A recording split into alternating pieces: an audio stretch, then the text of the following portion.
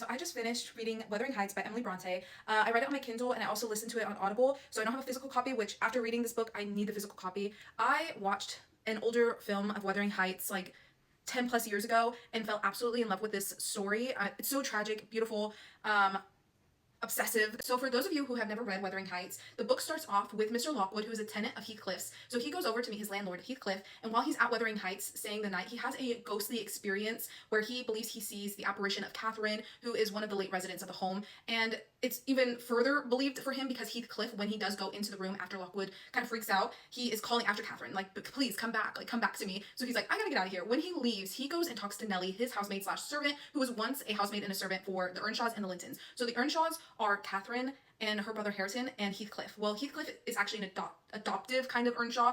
The dad, Mr. Earnshaw, brings Heathcliff after traveling. He's a gypsy boy and he has no family, so he kind of adopts him into the family, while the Lintons are Edgar Linton and his sister Isabella, and they live in completely different households. Mr. Lockwood, wants to know what is the story of these families. And so Nellie then goes into the story of how everything was with them, who these people were. She goes to describe to him that Heathcliff joined the family and Catherine and him were like this. They were one of the same. As Catherine says in the book, whatever his soul is made of, mine and his are the same, because they are truly one of the same coin. Like, they are on the same coin, different heads. I wouldn't even go that far. I would say maybe they're the same head on the same coin.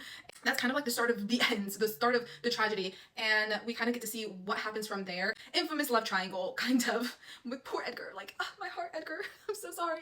But it's a little love triangle with them, and that kind of carries on to all of their children. I know that sounds weird, a little ancestral for us nowadays, but the cousins basically will kind of continue on that story. It's a mirror, basically, of their parents. Overall, it's a very good book. It's so amazing. Like I said, 6 out of 5 stars. It's very tragic. Please read the trigger warnings. I don't even know if books written in the 1800s have trigger warnings, but I'm sure that someone wrote them somewhere. So please look that up, because I tell you not, some of these characters are actually insane. Like, they're insane. Watching back the film and reading the book, like, the film makes Catherine and Heathcliff and all of them look crazy, and then you read the book and you're like, oh no, they're like 10 times crazier. So that is a forewarning. Definitely look into those things before you read it. It can put you in a dark place, but it is so beautifully tragic at the same time, and it's been so foggy here that it has been the perfect vibe. I feel like I'm almost on the moors right now.